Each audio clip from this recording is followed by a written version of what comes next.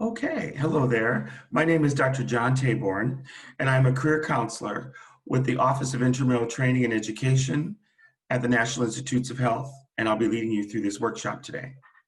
Bear with me while I pull up my screen, and here we go. Today's workshop is entitled Presenting Your Accomplishments, Tips for Enhancing Your Resume. And our goals for the workshop, or my goals today, are to discuss several formats for your resume and make a recommendation for one that I think will be beneficial to you. Talk about tips and ways to enhance your resume to help your experience really come through, and also that we know from some schools and employers that we work with. Also discuss suggestions for revising your current resume, and also discuss some additional resources that you can use after the presentation from OITE. The first thing I would have you do as we get started is to, in your mind, bring up the resume that you have, or if you have a copy of it, you can have it next to you while you walk through the workshop today. Or if it's your first time creating a resume, which for many of you it is, then you'll have an idea of what you may want to include, okay? And the first thing that you might be thinking about is, what format should I use? Traditionally, and you might hear that resumes need to be one page. Okay, that's true in many cases, especially if you're applying for business positions, or it's your first resume that you're creating, or if a place that you're applying, whether it's a job or to a school or to a program, and they request a one page, well then you'll have to do a one page. But what we recommend, or what I recommend, is looking at a 1 to 2 page resume, which is more called a chronological format. And chronological format means really that you have your identifying information at the top, and then you start with your education experience in the middle, and then you end with your skills and interests maybe at the end. And really what chronological means is you would indicate your experiences in reverse chronological order, okay?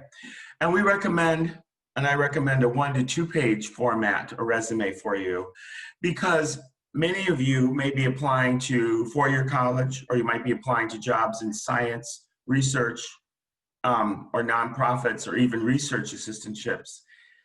And often they want to know more information than what is on a one-page resume. They need to know more information about things that I have listed here: scholarships and fellowships, honors and awards, service, if you have any presentations or publications. They need to know that. And so they will be happy to take a look at your 1 to 2 page resume. Another format that you may have, for many of you who may have advanced experience, or it's been a while since you've been in school, and it's called a functional resume. And this resume is a little different than the chronological, where you might start with your contact information at the top, and then you go right into your experience and skills, and your education comes at the end, or comes at the end or later in your resume. This is a fine format to use for many positions if you have those, if you have that experience. What's useful about them in many places is that if your education experience was in the past, like say over 10 years ago, and you've got lots of experience beforehand that you like to emphasize, then yes, you can use that format as well. And as we go through, you might think about how you might want to revise that format as well. But if you're applying, and when you're applying to colleges and universities, you're leading with your education experience first. So that's why I recommend more the 1 to 2 page chronological format. Also, if some of you are applying for federal positions, I would have you look at USA Jobs, which is where you apply to federal positions, because their formats are usually longer, and they want you to include a lot of information in a particular way, and it's going to be more than 1 page.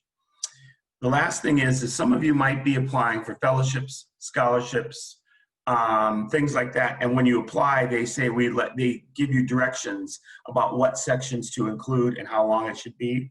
Follow that format for that type of resume. So in your file on your computer, you may have several different types of resumes, but there might be one resume that's 1 to 2 pages, and that's the one that I'm going to talk about today. Okay, tip number 1 as you're getting prepared is to include your community college experience on your resume. This is very important for 2 reasons. One is there are some places and some examples even that I've seen online where After you complete community college and you move on to your 4-year college, some of them are recommending that the community college experience drops off the resume. Well, what we know from employers, what we know from colleges and universities is they like to see your trajectory from the first time you started school all the way through where you are now. And so if you drop off, for this example at the bottom of the page, the part about Montgomery College was community college locally, drops off of there, then you only have your education where you might start your 4-year college. However, while you were in community college, you could have had a very strong GPA, you might have had a major, you might have leadership roles, you might have had honors and awards, and it's important that they see that. So the recommendation is to always include your community college on your resumes. And this is your resume. You can decide what you'd like to put forward on it. And community college experiences is very important and relevant. So go ahead and use it. The second thing that I would have you think about is to include any honors, awards, or scholarships. And often you might think about, why are these things important? These are ways that employers, as well as college admissions committees, are able to see the evidence of your leadership, the way that the community kind of honors and recognizes you for your commitment and accomplishments. And also that gives evidence that once you start there, whether it's in a job or in college, you'll have more. So, and the other thing I would make a point about this on this slide is that the honors, a lot of people think about them as academic. If you're on a dean's list or you get something because of your grades, but they can be other areas. They can be from athletics, they can be from the arts, community, leadership, service, and military. Those are just examples. So in community, I mean, it can be from a community nonprofit, they might be from a community center, they could be from a religious organization you belong to and you're getting awards. It's good to put those on there because you're seen and you're recognized. Okay, the next tip is, for many of you that are here, you might be thinking about going into research experiences or getting summer research internships or opportunities. Include any prior research experience on your resume as experience. And it might be called a research intern, but still include it. And here's a tip on how to include it. Include your title while you were there. That's just an example, summer research fellow. Also the institute and organization. Some applicants will just write, I was a summer research at this university, but it's important to put the institute, so it's Department of Biology. Or if you're at National Institutes of Health, write that you were part of National Institutes of Mental Health, NIMH, or one of those. So they know where you were conducting your research. And then important to put the PI's name, or who you worked under, studied under, and then describe the project that you worked on and what you did with it, okay? Leadership and teamwork. I can't emphasize enough about how important this is to colleges, universities, and employers, people where you might work. These skills are looked at many times as soft skills for many, because you might think, well, I can do the job and maybe work on the computer or do these kind of things. But you're also going to have to work in teams, and you may have to take a lead. So here are some examples of how you might include it. Sometimes when you're in college, you might have started a student organization or you're a member of it and you moved up in leadership roles. Very important to do. And if you haven't and you've thought about it, this is important because employers and schools like to see this, as I mentioned. And this is a way to write it. You could include your founder and president and the organization and where it was, and then give the evidence of what you did to in that role, in your leadership role.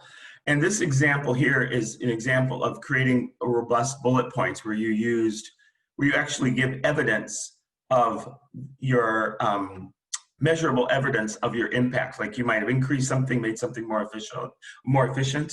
And so those are some different ways you can enter that. Also note that you can be a leader in a team, definitely if you're in athletics, or if you're in dance or any of the arts, or if you're in nonprofit organizations or your sorority or fraternity or whatever you might have. Leadership roles is very important. Also down here, as you see, these are action verbs, and they are in our NIH resume guide. There's a whole list of them. These are ways to make stronger, more robust bullet points, such as, and I'll talk about those in a little bit too. The next thing, and this is particularly because if you're interested in going into health professions careers, is often when you apply to these schools or you're applying to jobs, they'd like to know, have you had experience in the role or similar to the role of someone in the health profession? Include these on your resume. So you might have a clinical and or shadowing heading on your resume. Shadowing is when you observe physicians or DOs or PAs or MDs in their role. And this is a way you can include that. And it's often surprising to the students that I work with when I recommend this, because sometimes you're shadowing and it's not a job and you're not really volunteering, you're observing. But it still can go on a resume because it's your experience and it's relevant. So shadowing is this. This is an example, for example, if you were actually working with patients or in the health professions, this is how you might write that, okay? Very important, as much as leadership and teamwork, is that you include service. Again, employers and admissions for college and universities are very interested in the fact that not only are they developing future leaders for their organization or in college, but you also have a commitment to service. And so always on your resume have a section where you might have worked in the community. Military service is included in this. It can also be part of your work experience, your role, the organization, and what you did in that role. This next tip has to do with including on your resume any skills and experience needed that is indicated on a job description. Or if you're applying to college, you might look at the mission of the university or the department, and if they say we're developing the next generation of leaders, or if you're applying to a program like a professional school and they want you to have technical skills or whatever, read that first, highlight the skills, and then make sure they're on your resume, okay? And so you can read the job description, highlight the things that they need, and then make sure those are on your resume. And my last comment about this is very important, especially if you're applying for federal positions, federal government positions, is that often when you apply through a system and they do a resume scan. So what they're scanning is they're looking for buzzwords or the words from the job description that match on the resume and cover letter. So I would recommend using this similar language so that when they go through the screening system, your resume matches and it shows up and it gets up to the human resources. So that's a really important tip for you. Okay. Another tip here is, this is for those that, how to arrange your skills. Many of you have many skills and experiences and training that you might have, but sometimes when I read a resume and I put down here, okay, this is fine because you really do list all your skills here in a sense. It's stronger if you're able to categorize those skills in different areas. This is an example of science skills that we have that you might be able to use, science skills and computer skills and languages. So in the OK one, it's all together and it's there, but down here it's easier to read and get the information quickly. And down here again, you might see how important these skills are. Again, I put down here for federal positions, you can always underline or capitalize the skills that they're looking for and experiences so that it's easy for them to pick up on very quickly. Okay, based on these tips, what I would have you do after you sit down and look at your resume that you have or as you're creating it, think about if you need additional headings than what you have. I say this because some resumes that I look at, it'll have your contact information at the top and then it has all your work experience, or it has all experience and it's just all listed in there, and then you kind of end with your skills and the end. But it might be that you can make a more impactful resume for the reader if you want to categorize those into different areas. So here's a series of things that you might consider. I also mentioned some other ones already, such as shadowing, that in the presentation as well that you might consider.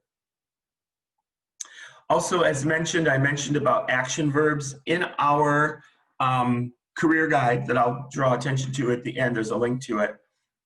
We have a list of strong action verbs. And the reason why this is important is immediately for the reader, it pulls your attention to the impact and the action that you have, rather than writing it like a story where you might write, in this role, I did this, I was responsible for that, when the people would come in the room, I did this and I did that. That's more like a story. A bullet point, it bullets it, and you use an action verb to start it out, and it calls your attention right to it. So this is an example. So this example here says nursing home volunteer, Washington, D.C. So this is okay. You say where you were. You kind of, in this one, you don't say, it says your role and what city you're in, but it doesn't give a lot of information. Better is you have the title that you have, where you worked, and city and state and the dates. And then down here, you'll see that I prepared some bullet points. Led social activities, prepared and served meals. Member of executive committee that did this, da, da, da, da. That kind of experience really calls your attention to the action and the verbs and your impact that you had in that organization. So develop strong action verbs. Okay, so these are several of the tips that I have for today in this skills blitz, which is a shorter kind of workshop to get you thinking. For your homework, I would, if you don't have one already, pull out your resume and then start asking yourself some of these questions and update it. Even as I was presenting and talking today, I started thinking about things that I need to update and change on my resume as well that I haven't done yet. So sometimes you have to constantly go back, and it's like a live document. You have to keep adding to it and adjusting it, okay? And here's some of the things that you might want to add and consider as mentioned. Also in this workshop, I often get questions about, after you've done this and you've looked at it and you start realizing that maybe I'd like to gain some more experience, how can you gain it? And here are some suggestions here. The one thing I would recommend is it's okay to ask questions. This is why you're in college right now, in community college. Bright, smart, talented people, they ask questions to come to get more information as needed, and you are that. So you can go ahead and ask questions.